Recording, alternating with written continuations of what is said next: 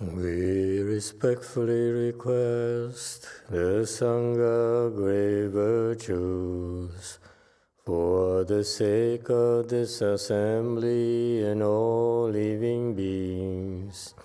Please turn the wonderful Dharma wheel to teach and guide us how to end birth and death, leave suffering and attain bliss, and quickly realize non-birth.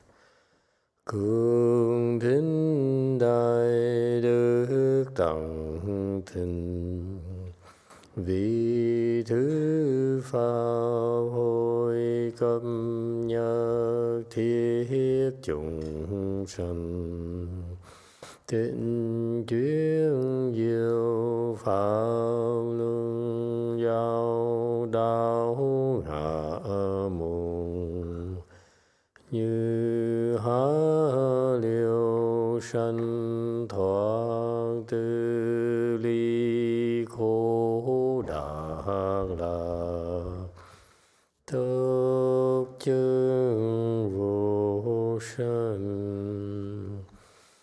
Homage to the Blessed, Noble, and Perfectly Enlightened One. Nam mô Sa Đàn Thổ Sư Chế Đô Yê Ở La Hơi Đi San Miao San Bồ Tô Xế.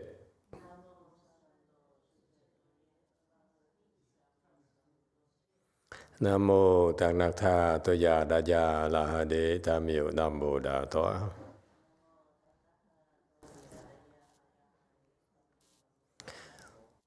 The unsurpassed, profound, subtle, and wonderful Dharma in 100,000 million aeons is difficult to encounter. Now that I'm able to see and hear, I will receive and maintain it. I vow to fathom the thus come one's true and actual principles. Wu sheng sheng sheng wei miao fa bai jie wan jie nan zao yu wo jin jian wen de shou chi Yuan Jie Ru Lai Zhe Shi Yi. For Buddhas and Bodhisattvas, Great Master Jingnan, Great Master YongHua, all good monks and nuns, and all good advisors of Emitofuo. 诸佛菩萨、精良大士、师父上人、各位出家人、各位善知识、阿弥陀佛。Chư Phật Bồ Tát kính thưa Thanh Lương Đại sư và Thượng Thiên Hoa, quý thầy cô và các vị thiện sư thích ca Di Đà Phật. Hello everyone, today is the 25th of November 2022.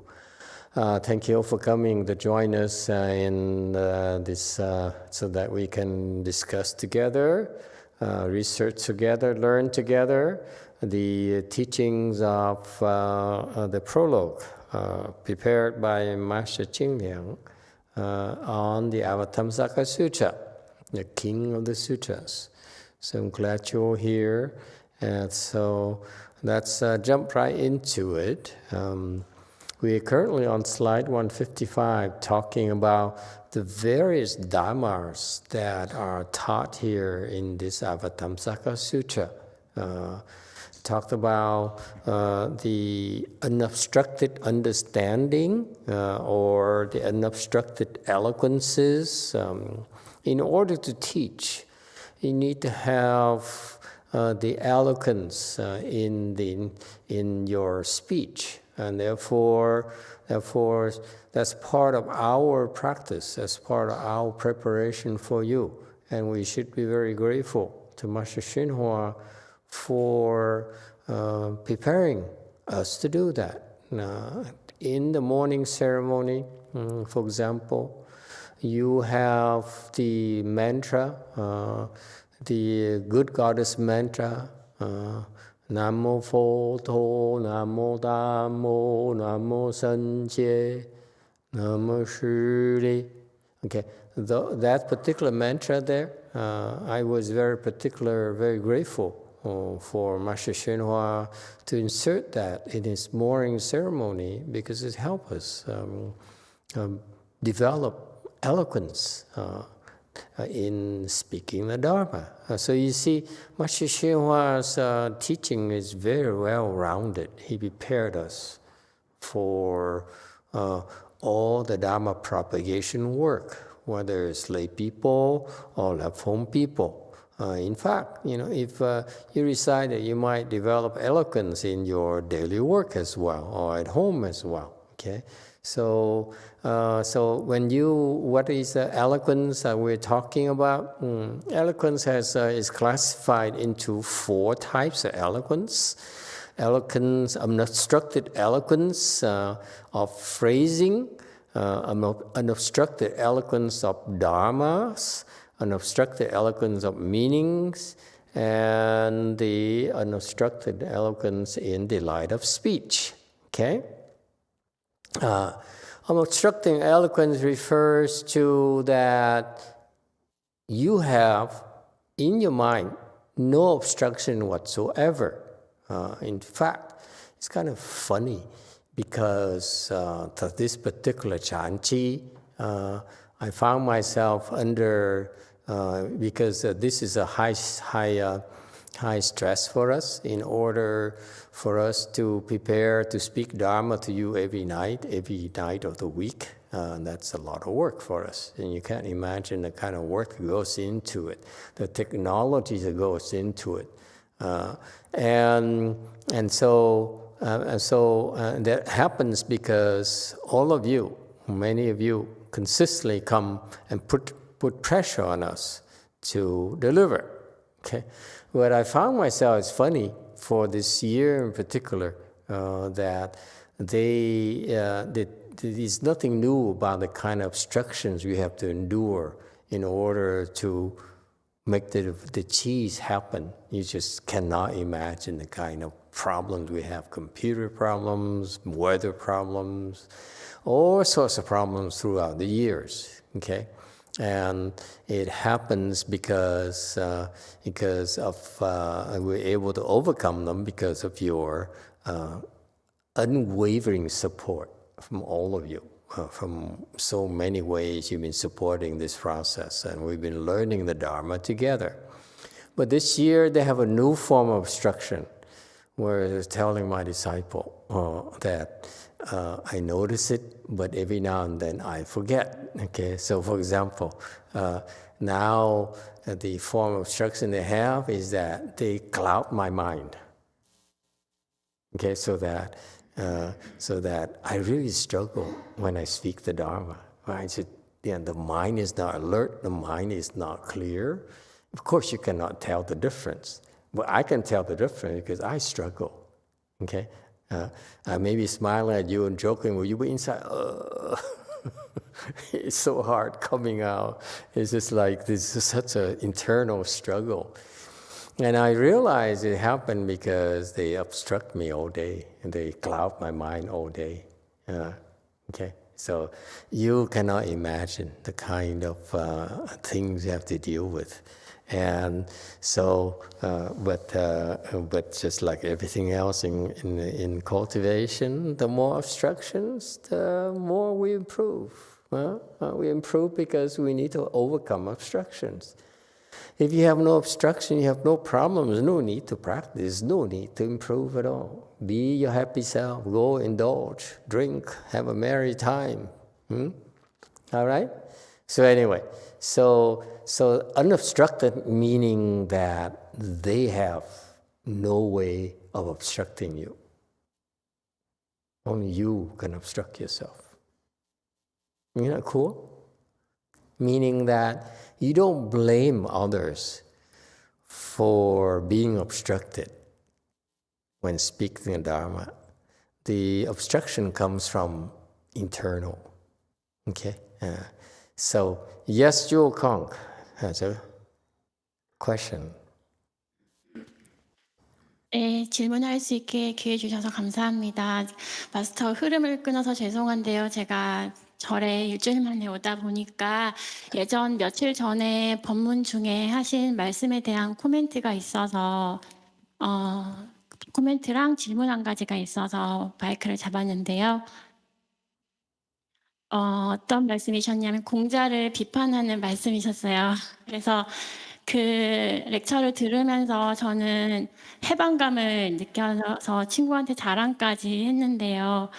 사실 제가 어릴 때 부모님이 부부로서 살아가시는 모습을 봤을 때 엄마가 엄청 헌신하시고 엄청난 희생을 하심에도 불구하고 제 아버지한테 무시를 당하고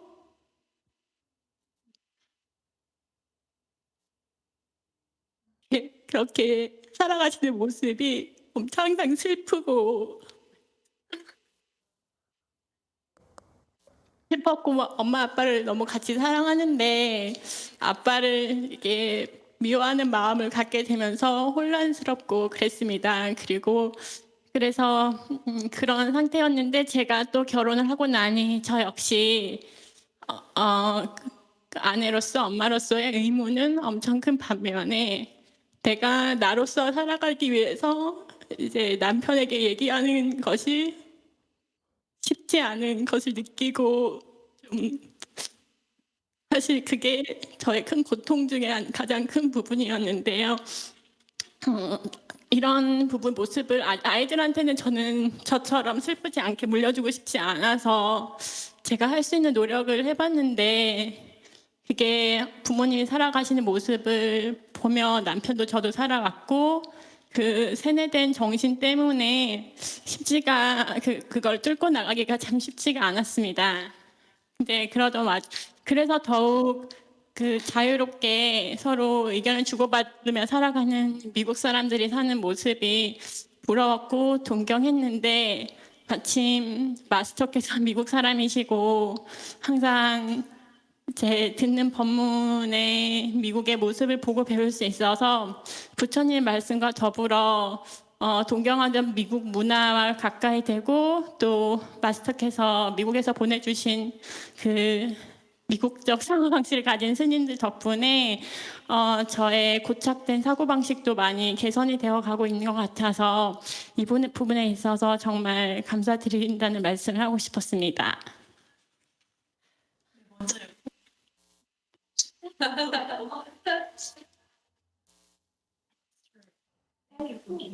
상옥스님 안 들려요.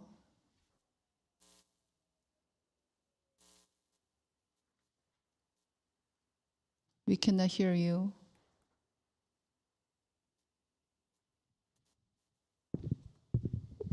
You need help, 상옥스님?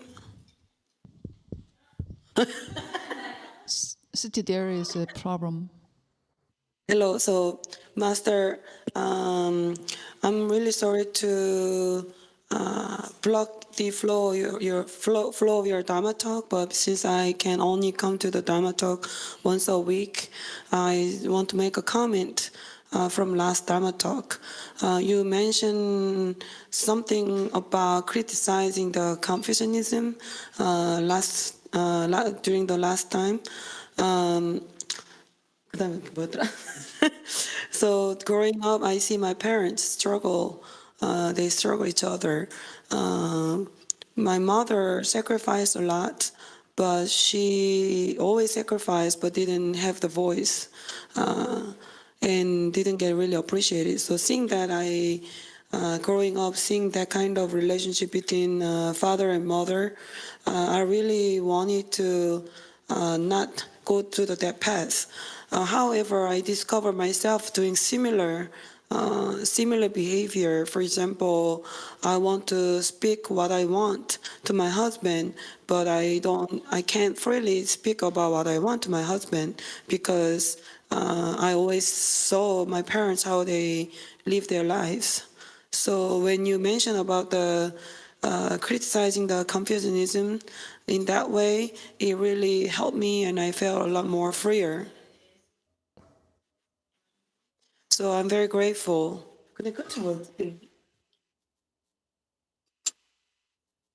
So I always look up to the culture of the American people. and then you are teaching us this American Mahayana and send your American disciples. I'm very grateful.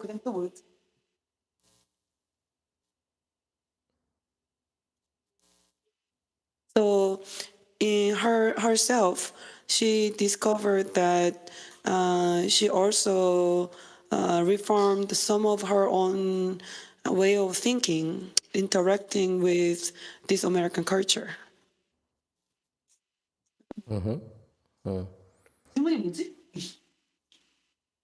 This is just comment, not a question. This is a comment. Oh, okay, I was waiting for the question. Just kidding. And by the way, she has a question. Okay. 이것과 관련이 전혀 없는 But the 질문이고 question is unrelated to this comment. Okay. Ask anyway. 네, 제가 옷 쇼핑몰 구경하는데 약간 중독성이 있는데요. 이제 요즘에 겨울 옷을 보다가 또 거기에 빠져드는 거예요. 그래서 저는 사실 엄마하고 또 수행도 해야 되고 일도 있고 해서 시간도 많지 않고 돈도 많지 않은데 이게 틈틈이 수행하느라고 또 바빴는데 한번 거기 빠지니까 수행하는 것도 잊어버리고 심지어는 아이들 학교 준비물 챙겨주는 것도 잊어버리고 그걸 막 구경하고 또 요즘에 그래서 이게 제가 수행하고 나가는데 장애가 되고 있는데 이걸 어떻게 대처하면 좋을지 조언 부탁드립니다. In fact, I have an addiction to eye shopping online, especially the clothing. So I have a habit to look at all different kinds of clothes online. I always had this addiction, but I'm very busy. I have 2 kids. I take care of them. In between, I have to come to the temple. I try to cultivate whenever I can find my time. But suddenly these days, I found myself look at the computer, trying to find a good clothes, just like sort of addicting kind of manner. I cannot get out of this. So I almost forgot to take care of some of the things that the kids need to bring to the school because I'm so into looking at those online shopping mall. So I wonder if you can give me some kind of advice how to manage this addiction. I have the same problem.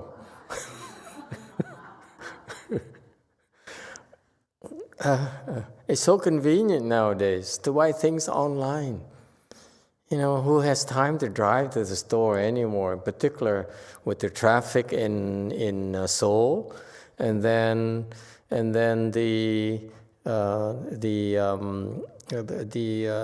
how more convenient it is for us to find deals online by just using our fingers. Okay. So I understand it's so much easier now to go shopping online. So I do that too. So I'm not sure what advices I can give you.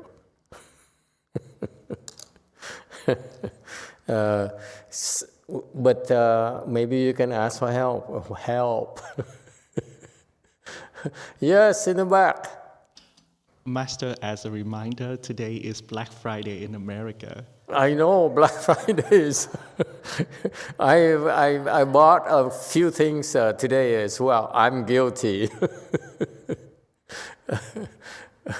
Once a year, my motivation. Once a year, I contribute sincerely to the economy of the United States and the world. But we do have a lot of people who are addicted to shopping, to buying as well. So, in fact, let me go back to the comment earlier about the Confucian things and so forth. When I said those things is in order to point out to you how many of us Asians have been brainwashed about the Confucian values, okay? And those get in the way of our spiritual practice. That's why I pointed them out to you. It doesn't mean, I didn't mean for you to start a revolution, go home and tell your husband, I'm no longer a Confucian woman. We're going to start a revolution. No, it's not that. It's just that you need to recognize the things you do, you take for granted, actually are brainwashing from our cultures. And I find that some of those things are detrimental to your spiritual health. So that's why I pointed out to you, actually they inhibit your spiritual growth, not just health, also your growth as well. That's my primary concern, okay? And so that's why I pointed out to you. And hopefully, when you're aware of it, it will not inhibit your growth, okay? Because lots of things we take for granted because that's how we are. We go with familiar and so forth, okay? So that's my primary concern. But also, if you're aware of it, and I hope you rise above it, then it's more beneficial for your children as well. I'm not advocating we should renounce all the Confucian values. They're good. The Confucius has a good foundation for our morality, for our mind, our soul. However, there's certain things that Confucius, I felt, went too far in order to serve his masters. I feel that, I don't know much about Confucius, my impression of him is that he was hungry for sponsorship from the kings and the state because that's the most significant source of his support, financial support, and recognition for his teachings. So I feel that that's one of Confucius' weaknesses, and that's why when he got state sponsorship, I feel that he went too far advocating submitting to the will of your Lord, to the will of your superiors, and I don't think it's necessary. Yes, so that's all. That's all I wanted to point out to you. And then in that way, you can also feel freer to advise the next generation, your children, your nephews, your nieces, and your grandchildren about avoiding the shadow of Confucius on our mind. That's the main thing. However, we also practice in a middle way. We're not going to start a revolution. I want you to be free so that eventually you'll be able to influence your family members, your spouses, on the nature of our world right now is an open borders world with the advent of the internet and online shopping. Okay, because of that, we must be more open-minded and not simply stick to our Asian values, but also adopt Western values in your education. Okay, there must be a compromise, a good balance between Asian and Western value systems. I feel that's necessary for our times.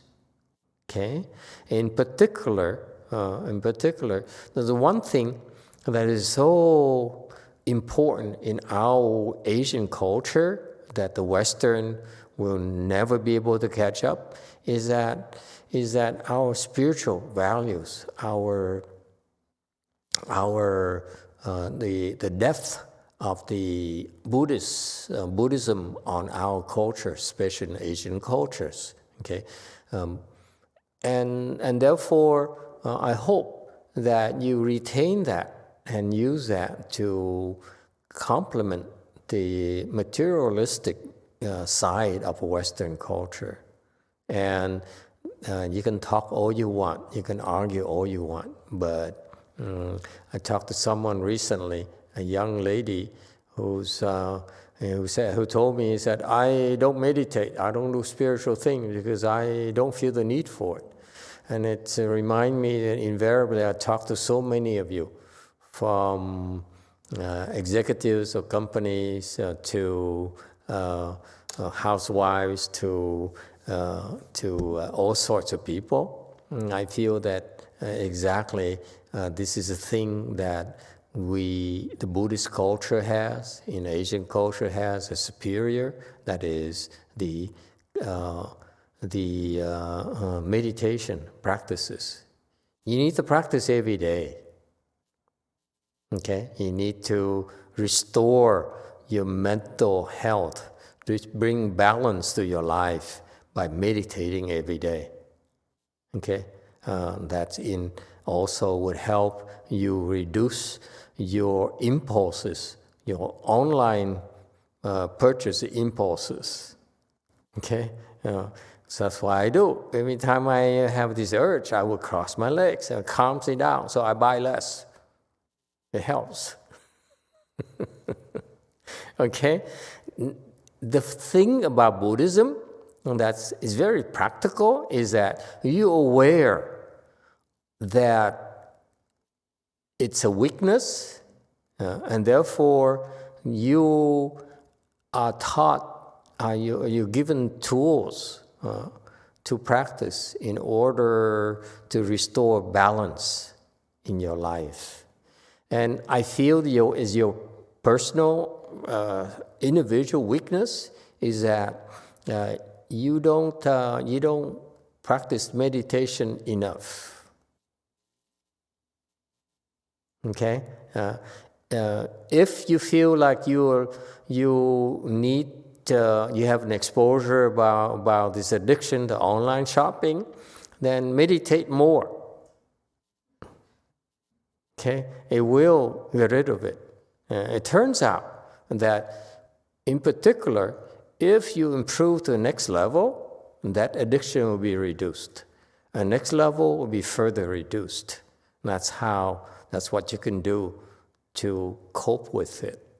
Okay, we have the antidote to all these impulses. That the nature of Chan meditation is that you learn to resist impulses in your mind. You don't act upon your thoughts. Okay? That's number one. In doing that, it will help you improve to the next level of samadhi. Okay? Meaning the next level, meaning that there you have fewer thoughts arising in your mind, and then fewer thoughts even, and then fewer thoughts. That's what happens. It's a natural progression for you.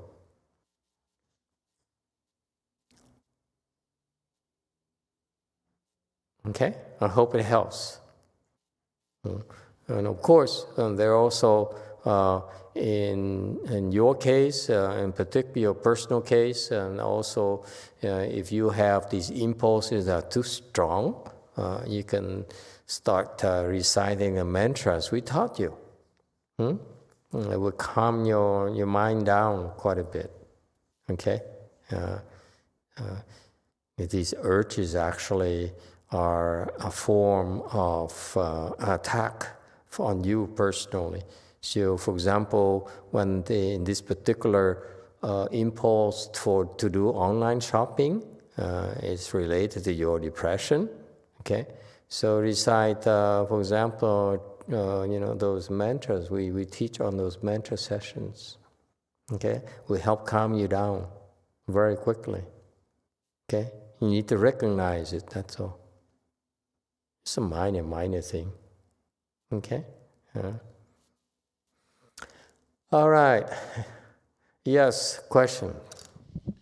Thank you, Master. We have a YouTube question from Alex.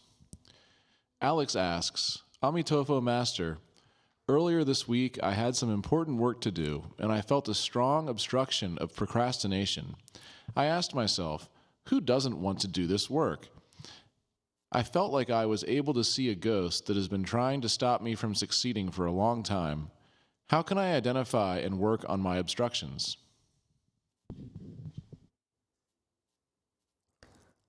Your first line of defense and your obstruction is your blessings.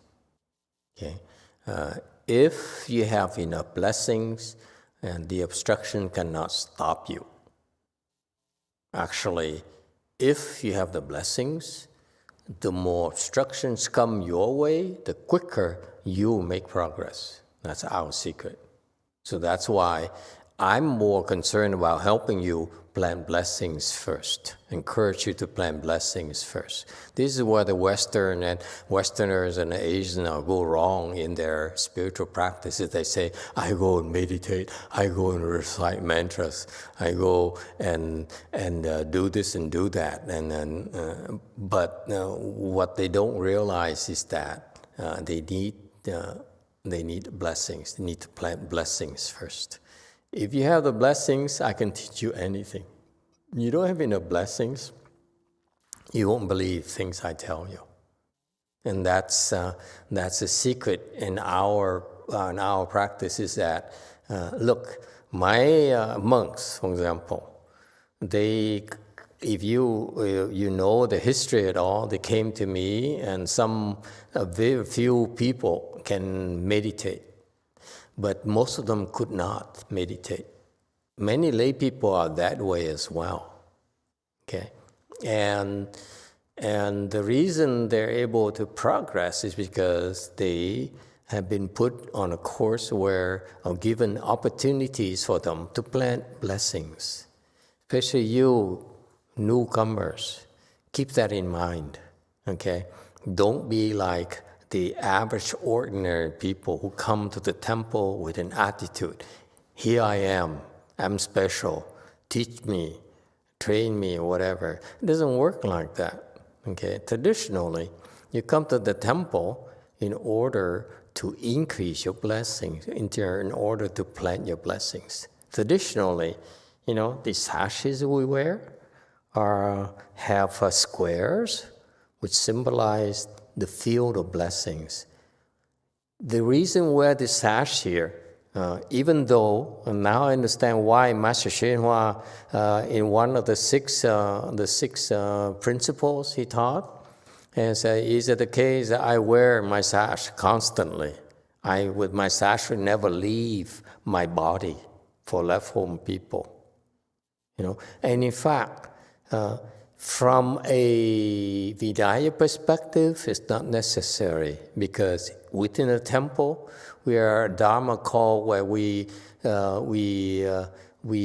create boundaries within the temple, and therefore within the temples, the Buddha said, you don't need to wear your sashes. You don't need to carry your sashes within the temple compounds. Okay?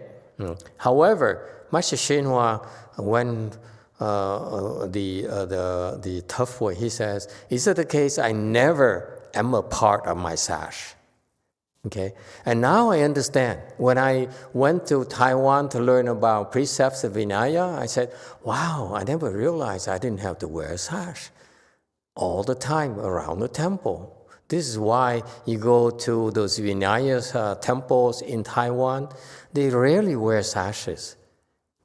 Okay?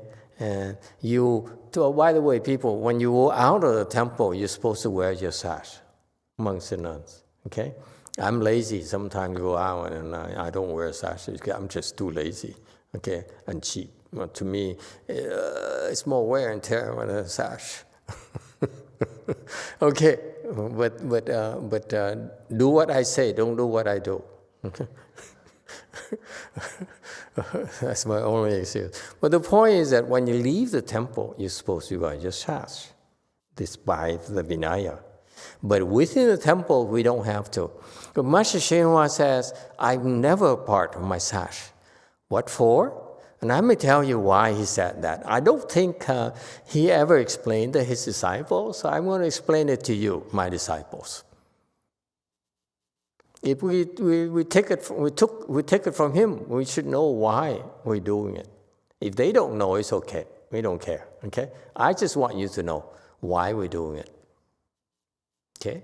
We're doing this because, as I said, you see this square here? See the square here? Can you see? Can you zoom in? Hey, technology. Show me eyes when the money is well spent.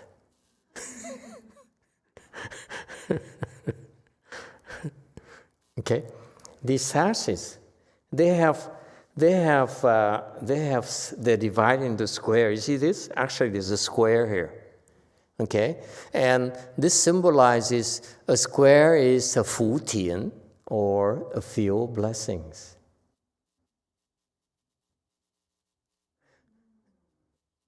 So the Buddha taught us Sangha is supposed to be few blessings, meaning that we are left home people in order for people to come and plant blessings in us.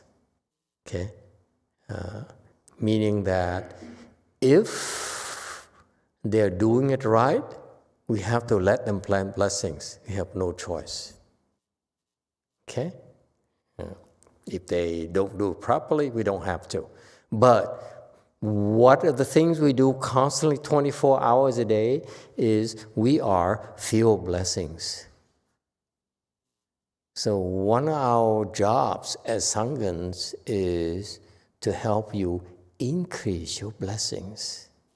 So that's a reminder from Master YongHua to me, from my perspective to all of us, okay, that we become monks and nuns in order to help others plant the blessings. And that's very interesting, because if you take a donation from someone, take a grain of rice from someone, okay, they offer food to us, especially in a chanchi here, for example. A lot of people are very generous. They give us food. They give us, today, noodles. And then some people give money, some people give flowers, tulips, and so forth. Some people give water, and so forth. So we get it, and people are very generous. So what happens is they are planting the blessings. And especially during a chanchi, when they give those things, it costs us a bundle. Okay, meaning there's a multiply going back to you, meaning that they spend $1, they get about 1,000, maybe 10,000, okay, back in terms of blessings. And therefore, that's what we're supposed to do. We're supposed to help people plant the blessings, okay? And that also means that our blessings are lessened ourselves. If we accept a grain of rice from you, some flowers from you, our blessings are lessened. So therefore, if our blessings run out, we return to lay life. Okay? And this is we're not a bank. Okay? There's no banking going on here. If you accept some money from a donation from someone, your blessings are reduced accordingly, proportionately. Okay? Proportionally. And therefore, we need to increase our blessings ourselves. We have to be very, very careful. Okay, and so that's why he told us you're supposed to be filled with blessings. It works both ways. You have to increase blessings so that they can increase the blessings.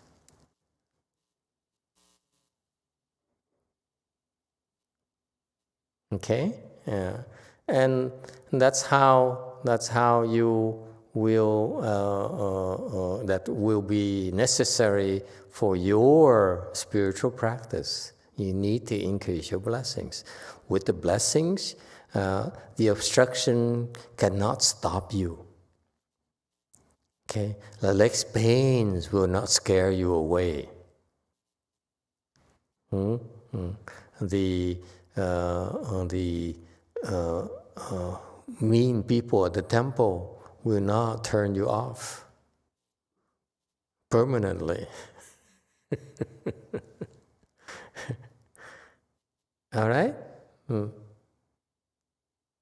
So that's why our concern is to increase your blessings first. When you have enough blessings, the obstructions can be easily overcome eventually. Okay. So for us, we shoot for the point where we have unobstructed eloquence, meaning they cannot obstruct us anymore. They can obstruct you, but they cannot obstruct us.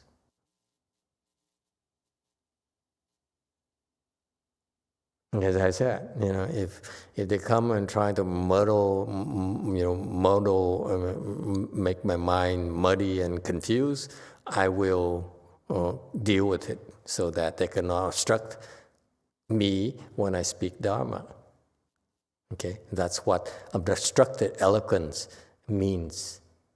Okay, and that's very important because when you speak Dharma, it has to be consistent with the proper Dharma, has to be consistent with the Buddhist teachings, if you will. Did I answer your question? Okay. So you have unobstructed eloquence of phrasing, meaning the way you put things are very, very eloquent, the language, vocabulary, and so forth. And that's why I take it a step further for you, in that I insist on you being more sensitive to cultures, because you cannot simply pride yourself in being Chinese and say that we Chinese are better, or Vietnamese are better, Koreans are better, and so forth. You need to be sensitive to the different cultures, the different people, because you're supposed to help them, okay? Not help yourself to become better, okay? So that's why the eloquence of phrasing is important, the vocabulary, language. So we let our people learn different languages, different Chinese language, English, and so forth. That's important. And also you need to have unobstructed eloquence of dharmas.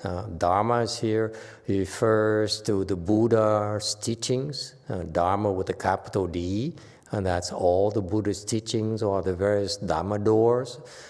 Specifically, the kinds of methods of practice that will help you become liberated, will help you end your suffering, help you solve your problems. So all those are Buddha Dharma doors. They're way beyond that even is recorded in the scriptures. Okay, and so those are dharmas. Are 84,000 Dharma doors, and that's why you need to learn more and more Dharma doors and practice more and more Dharma doors. And this is why I advocate, for example, okay, if you find a teacher, don't go to a teacher and say, you teaching me how to do this, how to do that. Okay, you teach me how to do mantras. You teach me how to do mindfulness meditation. Okay? Or you teach me how to do, I don't know, what is popular nowadays? Reciting Buddha's name. Okay, that's all I want. Okay? You should not be so stuck on Dharma doors. You should be more mindful of your ultimate goal. What is your goal? Your goal, depending on who you are, and invariably, I hope you all go to the Pure Land. Especially you're older, you should be single-mindedly be determined to go to the Pure Land, because there is no other place, better place in the universe for you, and no matter how old you are, okay? You're old, then it's more pressure on you to get there, okay? To find a way to get there this lifetime. You're younger, then you should also invest more time and more efforts and more invest in going to the Pure Land, invest in getting higher grades of rebirth. That's very important. Okay, and therefore, and if you still have the opportunity, then shoot for becoming enlightened. Okay, so don't forget about those are the major goals you have in mind, and the particular kinds of practice you have, whether it's tantric, whether it's Pure Land, whether it's Chan, are only secondary to that. That's number one. Okay, you can tell that when a teacher only offers you a limited repertoire of Dharma doors and advocates only a limited set of Dharma doors. For example, I hear monks say, I only do Chan. And for Chan, I don't do Hua Tou. Okay, I don't do anything else. And I chuckle, I said, your Chan level is too low. That's why you insist on doing Hua Tou alone. There's so many in a Chan school. Even within the Chan school itself, there's so many Dharma doors. They're much more powerful than Hua Tou, much faster results for you than Hua Tou. Okay, much more beneficial for you than Hua Tou. Okay, and so that's why you have because of if you insist on only practicing specific Dharma doors. Wherever you go, you will not develop this unobstructed eloquence of Dharmas. Okay? So Master Shenhua is the one teacher I know of, I met, personally met, who practices all sorts of Dharma doors. He's a specialist in secret school, in Tantras, and yet he's also an expert in Chan. He's also an expert in Pure Land, is also an expert in the Tripitaka as well. Vinaya, whatever you name it, he understands. Okay, and that's what it is. You should be more flexible and not make the mistake of letting your ego get out of control and say, I am only a Chan person. Okay, I only practice Pure Land. I am Tantra because this is a supreme Dharma door, and so forth. Okay, if you do that, you never have the eloquence of Dharmas. Unobstructed eloquence of Dharmas because you stopped yourself. Notice that. Okay, and that's what we're doing here too, in a small way. We learn that from Master Shenhua, meaning that we teach you all the Dharma doors. Okay, and we develop more and more. Okay, I myself love Chan, and then I evolved into Pure Land because I had to. And then, and I have to learn how to speak Dharma to you. I have to understand, learn about the Avatamsaka Dharma, the Shrangma Dharma, the Prajna Dharma, and so forth. You develop, you learn all the Dharma doors. You don't limit yourself to only a specific set of Dharma doors. So that's why, again, when I hear monks or important monks who says, I only do Chan, I only do Pure Land, I chuckle. I said, your level is too low. You don't understand at all. Okay? Shame on you. Shame on you. Number 3. Eloquence of meanings, meaning that whatever the Buddha explained, whatever the Patriarch explained, is only the tip of the iceberg. It contains so many more meanings. It has so many more things that can be expounded. Okay, so that's why one principles can be expanded into infinite principles. And if you have the wisdom too, you listen to all the teachings, then you all say, actually it all go back to one principle. Okay, so you can expound it, expand it, or you can amalgamate it and return it back to one. Okay, depending on the needs. If you have these people who claim they think they understand so much about it, yes, actually you don't understand what is the substance of the teaching. Substance is only one. The use is infinite, but substance is only one substance that can be used in infinite ways. And this is why, that's when you understand the unobstructed eloquence of meanings when you speak Dharma.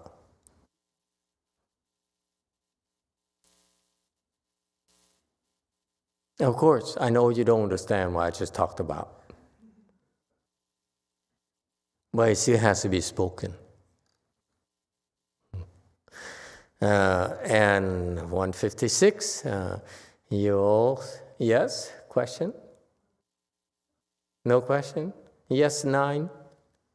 Master, talking about Dharma doors, historically I heard of many cases where an accomplished Chan master turned to Pure Land, start to do reciting Buddha name, but I have not heard of a case where a Pure Land practitioner goes to practice Chan. I wonder why. You want to know why? Yes. Is there a name associated with this particular person?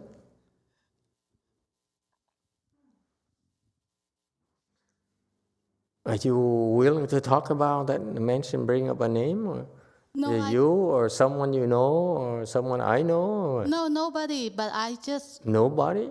heard. So this is a No, it's real, Master. hypothetical question. No, That it if was someone real, goes Master. from Pure Land to Chan, what does it mean and why? No, I like, for example, I think Yongming So was a Chan master, and then he turned to Pure Land reciting Buddha. And there are many more cases like that.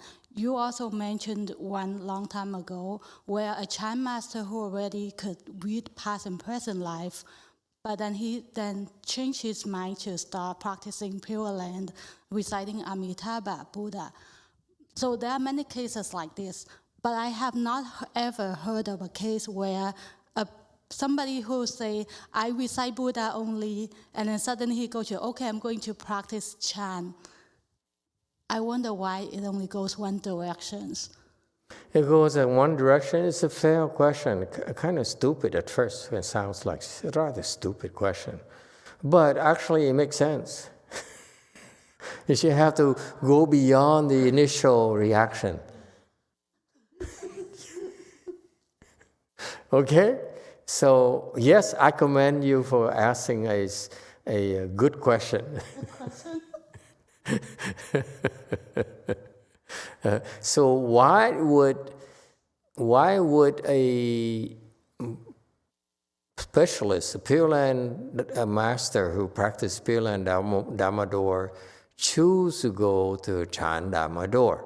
Okay, I can give you one particular scenario, okay, which I haven't seen yet. But I can give you a particular scenario where if you Pure Land practitioners out there, and I mean all of you, if you find one day that you decided, wow, I understand Pure Land. Okay, meaning that it's way beyond the Buddha recitation samadhi. Way, way beyond that, okay? Because the Buddha recitation samadhi is very, very low. But if you practice, you continue to practice the reciting of Buddha's name, it can take you very, very far. even further than the Huatou, for example. I keep on telling you that, but no one believes me. Okay, so you go to, that's how you practice reciting Buddha's name. You can go up to very, very high level, and then you realize, wow, it is true. That idiot YongHua said, well, he said it's true.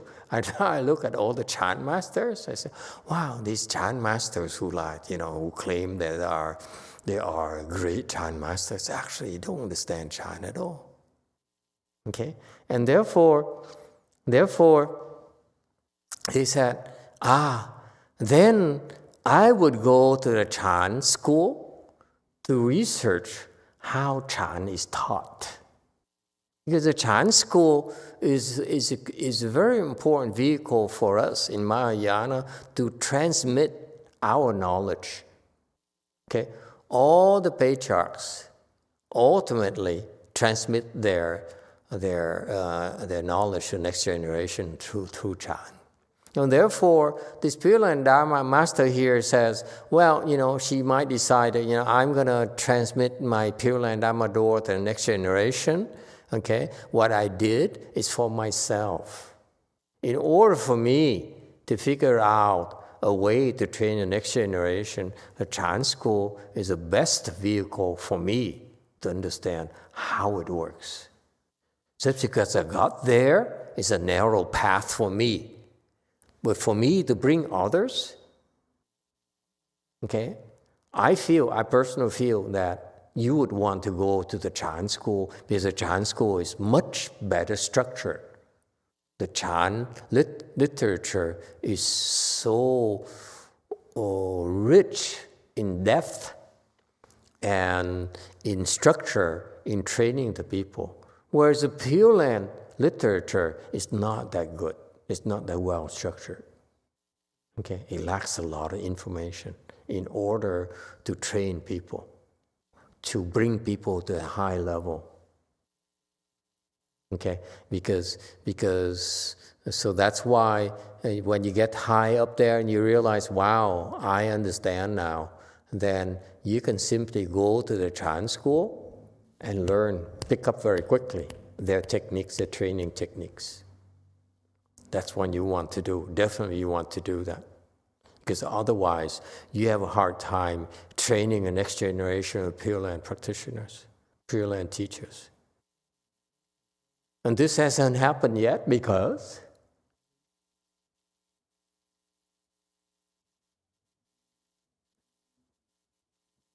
the current teachers haven't got up there yet.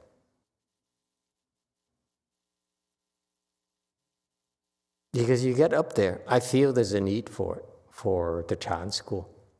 This is why Shakyamuni Buddha chose Chan as a primary vehicle for training the next generation, not Pure Land. All right? But good question. But anyway, my answer is you don't understand it anyway, so it doesn't matter.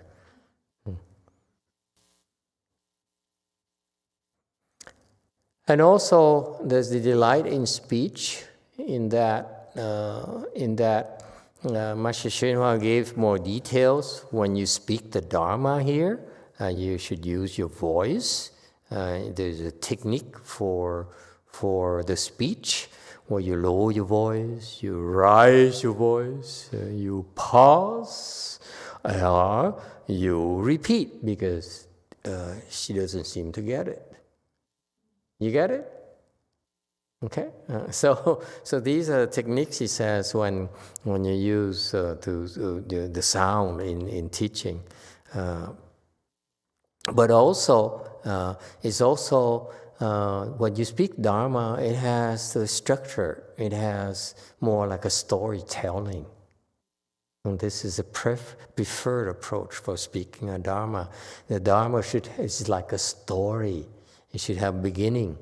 It should have a mise en scène, a setting. Okay, and you need to understand what's involved, what's the range here. and you elaborate, okay, what it takes, okay, what is the story about, and then finally, what is the lesson you're supposed to learn from today, from all this.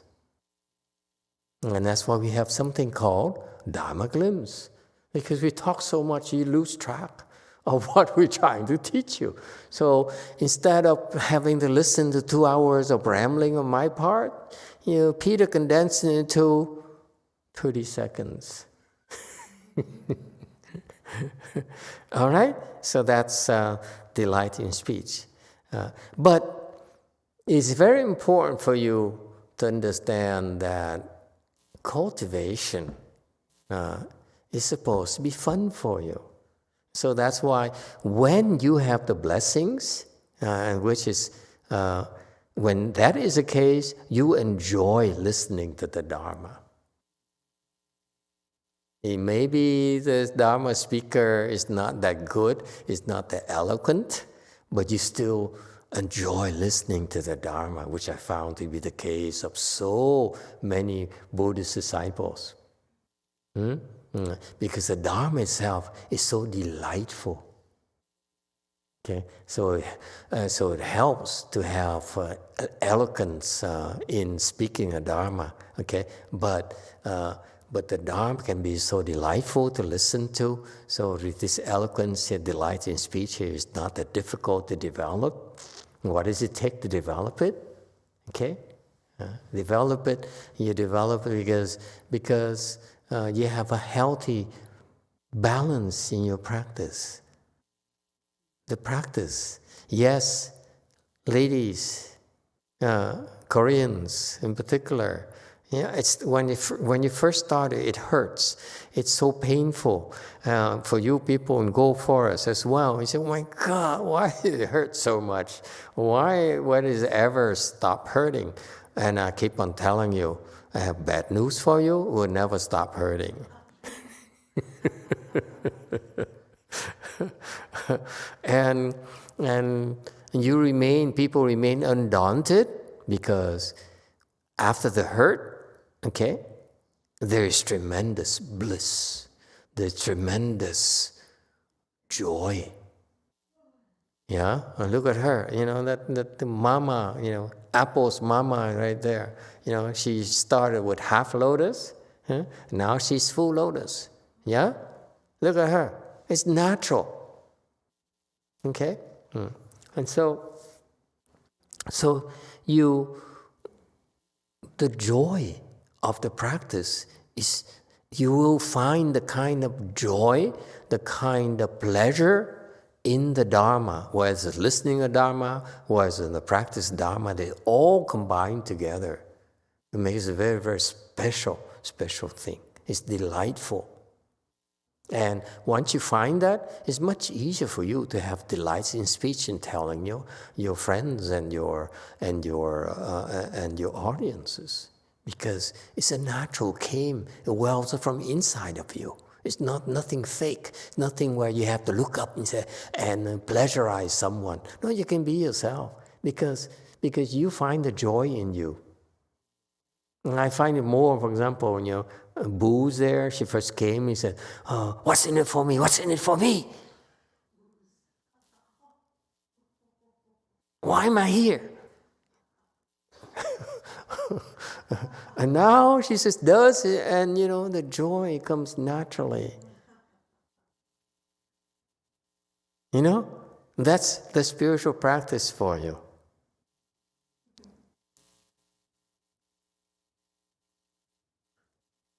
Okay, and that's why I'm not sure how to convey this to you, but to those of you who can survive all the initial tests of the sitting and the posture and the challenges of going to the temple, and especially resistance from your spouses, okay, who are worried that maybe you enjoy being at the temple more than at home and neglecting them. Okay, and so it's understandable. So you'll be able to find your own joy, and you can share it everywhere. And the delight in speech here is not simply talking, but delight in speech in your behavior, in your being. That you can look at someone and you feel good about yourself. You know, the person doesn't have to say anything. And that's the ultimate of delight in speech. Sounds good? Okay, now we're going to start subscription for that particular training.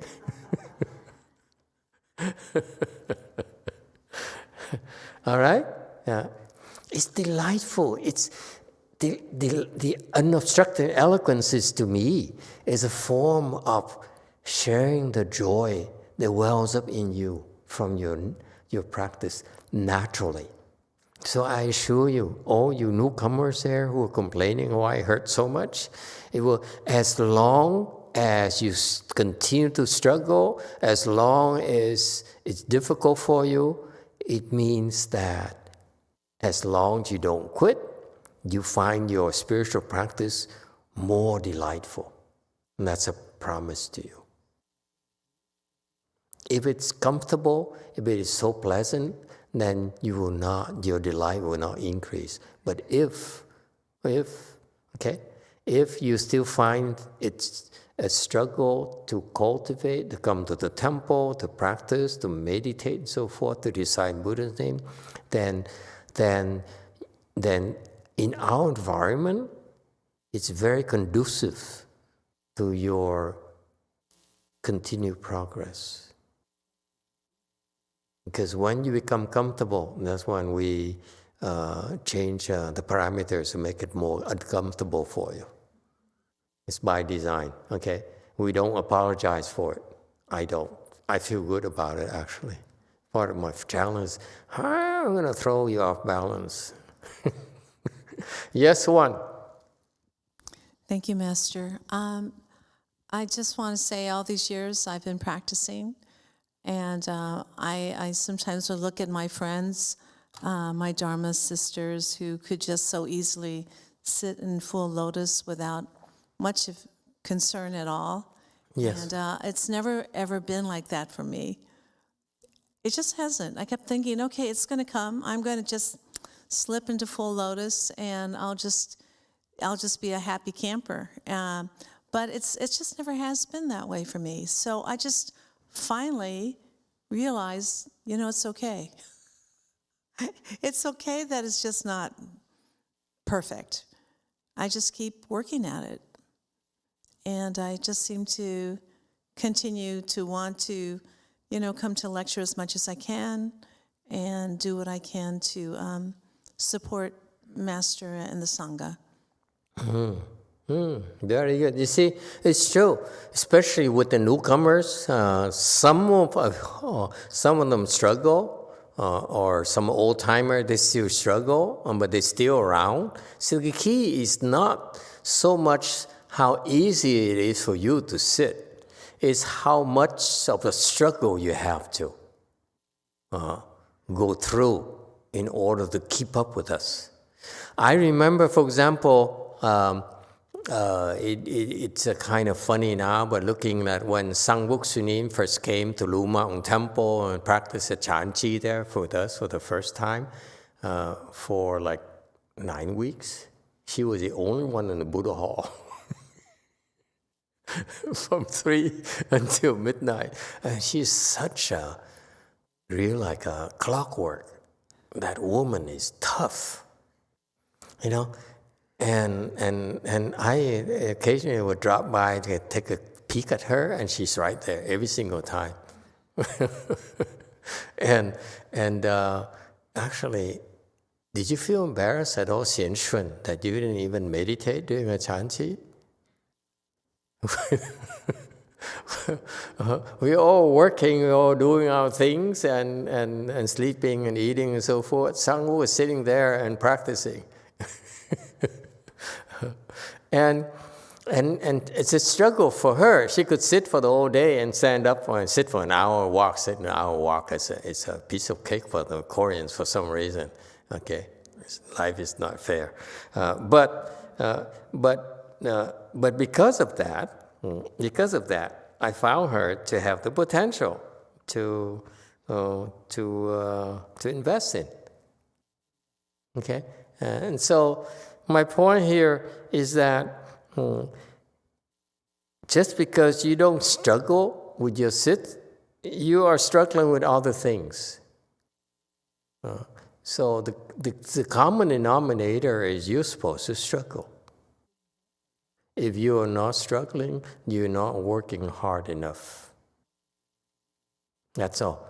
When you sit for 10 hours, 20 hours, 2 or 3 days without any struggle, it doesn't mean your level is high. Okay? It only means you're able to sit. Sitting has nothing to do with your samadhi level or your wisdom. Not at all. It's only a very small correlation. But it's not the main thing. Okay? Yes, 9.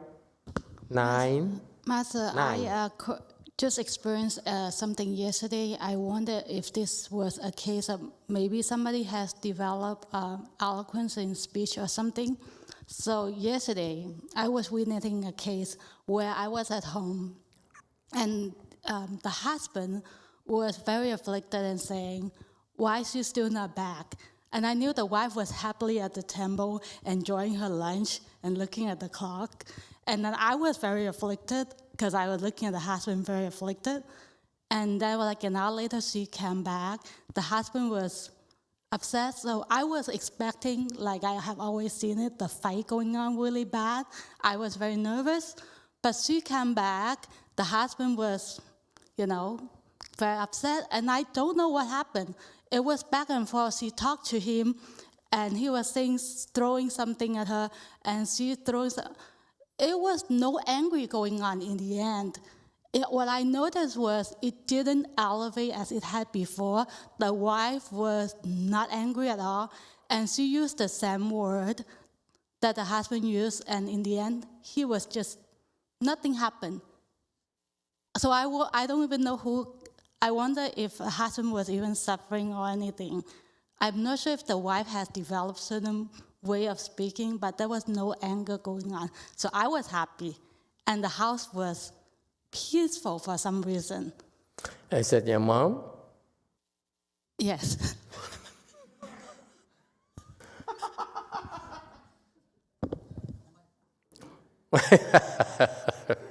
Mama, she denouncing me in public.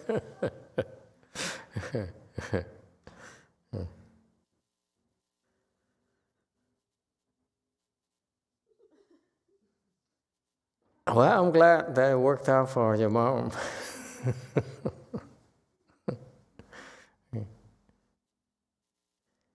So again, don't be impressed by people who don't struggle at all. Because they don't struggle at all is because they're not aware of their obstructions. They're lulled into a sense of complacency. And that's the fallacy, I feel, of the typical Buddhist practices. They say, I go and do the chanchi, and I do it year after year after year after year. It doesn't mean they're progressing at all. But I know for you, to come here is a struggle. It's tough. Your husbands are against it. Your wives complain, and so forth. You should be going to work, making more money instead of so forth. And so I know it's very tough for you, and for you to be able to make it, it's only because you're able to overcome a lot of obstructions. Okay, it's a struggle. It's a good thing. Again, for us, I only worry when you have no struggle. You have no struggles whatsoever. It's so simple for you. Every day is like a breeze, like clockwork. Then then you won't be able to progress that much as quickly. But when I look at you who are struggling and who is struggling so much, you have much higher chance of making progress than those who don't struggle. All right? Yeah, yes, 5. Thank you, Master. Do blessing include protection from Dharma protectors? Yes, of course. Part of your blessings is good things happen to you, not necessarily in terms of monetary aspects, but also a lot of things that beyond monetary. Your safety, your peace of mind, your being able to have access to the Dharma is incredibly expensive, trust me.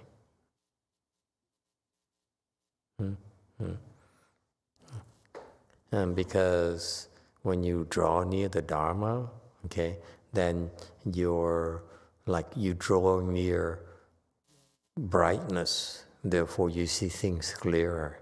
Your obstructions, the nature of obstruction is to cast a shadow in your mind so that you cannot see clearly.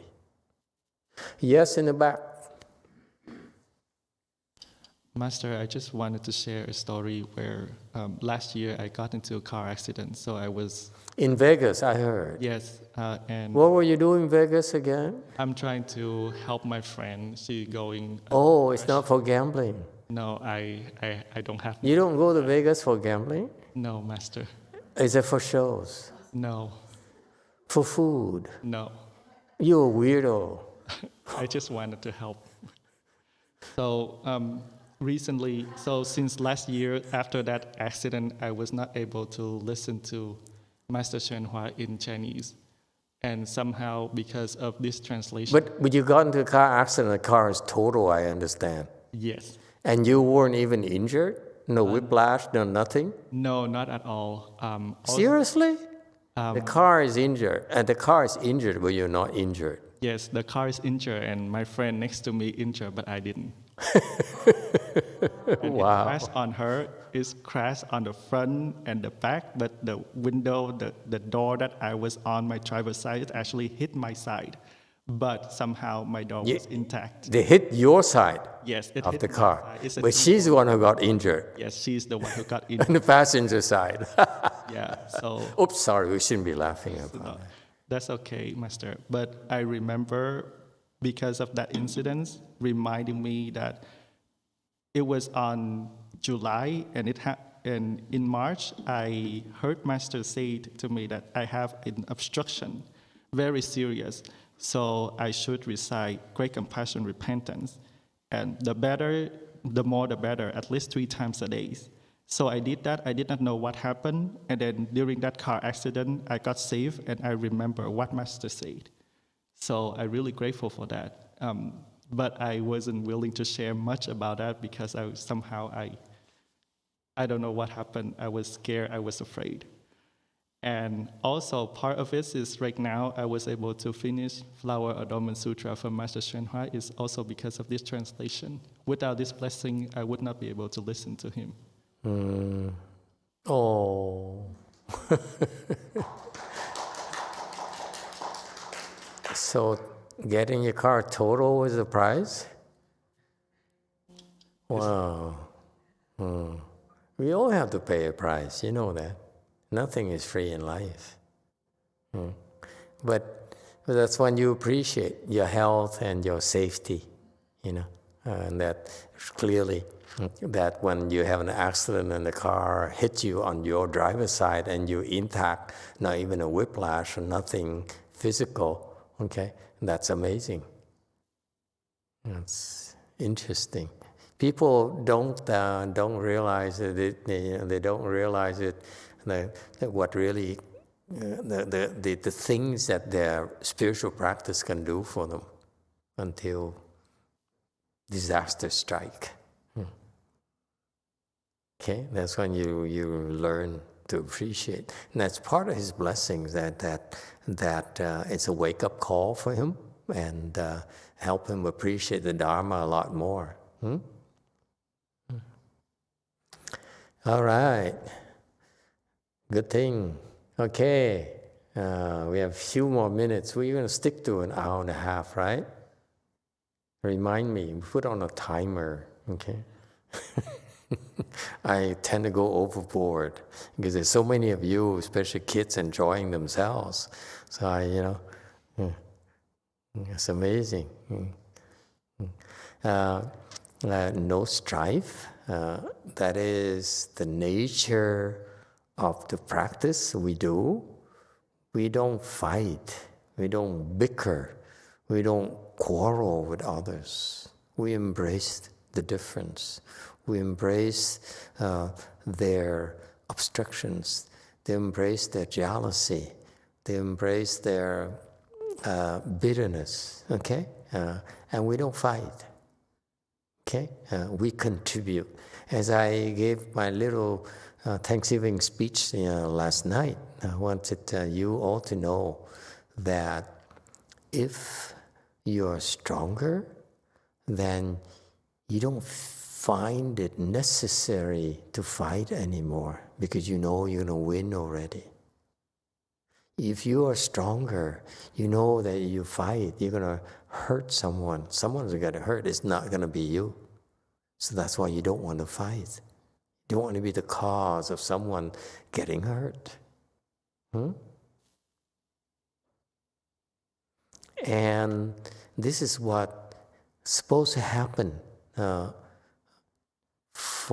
at the high level of the people who practice this path here, and they find that they don't feel the need to fight anymore. But in contrast, you turn that aggression into the desire to contribute, desire to help, desire to add more instead of destroying.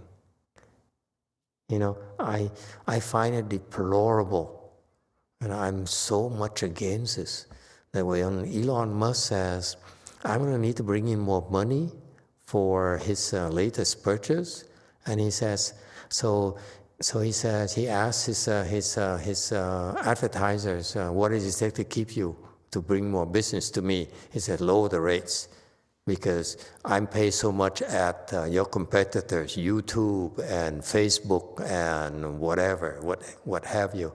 And Elon said, okay, I lower my rates. Is it really helping? He's just selfish SOB. Huh? I mean, it's just me. I spend money, so I'm going to make it work. I don't care what happens to others. And I hope you won't be like that, because you're doing this in order to contribute, not to fight. The fighting here, the Chinese samadhi and no contention, actually refers, you know what this refers to? When you get to third stage arhat, then you begin to be able to enter this samadhi of no contention. Below that, forget it. You're going to fight like cats and dogs, animals. Animal you can't help yourself. And this is why, this is why you have to pay attention. The reason you like to fight so much, besides the sick people, the sick people there, it's okay. They're the exemption, the exception.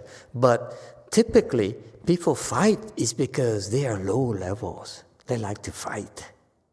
They feel necessary to fight to get what they want. They don't have enough blessings.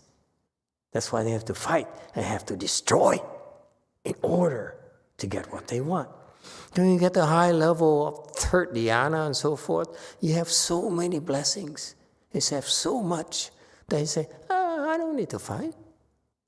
And that's how you enter. You're able to enter this non-strife samadhi. And as you get higher and higher, of course, you feel less inclined to fight. You see that? So I want you to understand that.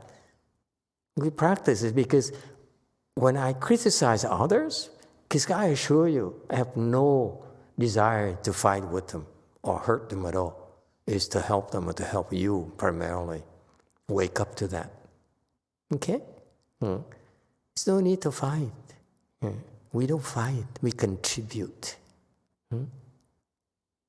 We fight in order to help you, not in order to destroy you. All right? We want to be constructive, folks. This is what, to me, what spiritual cultivation is about, is to to contribute and to help.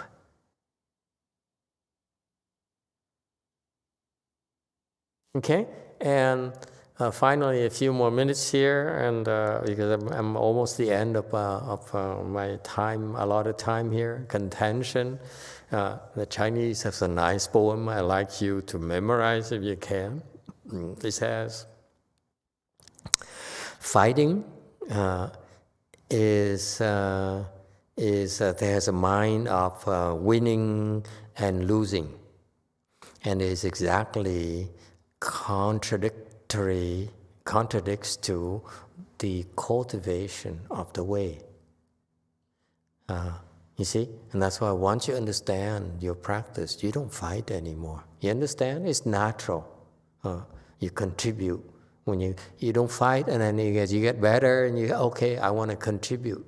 Because that's what makes life more interesting to me. To find opportunities to contribute in whatever you do, wherever you are. And the fighting, he gives the 4 marks, and how can samadhi be attained? Meaning that every time you fight, it's very difficult to you to enter samadhi. In other words, if you're able later to enter samadhi at will, I just told one of my disciples, at your level, you should be able to enter samadhi at will. Okay? You have to believe in yourself. He said, I can't do that. Yes, you can. and that's why you cannot enter samadhi. Stop fighting. Okay? And the 4 marks of the mind, that refers mark of self, mark of others, mark of living being, mark of lifespan. That's the Vajra teaching. Okay? You discriminate. If it's too difficult for you to remember, stop discriminating. Okay? Don't discriminate so much. Don't worry so much about you, me. Okay? Yeah. All right. Next time we continue from 159. Thank you, everyone.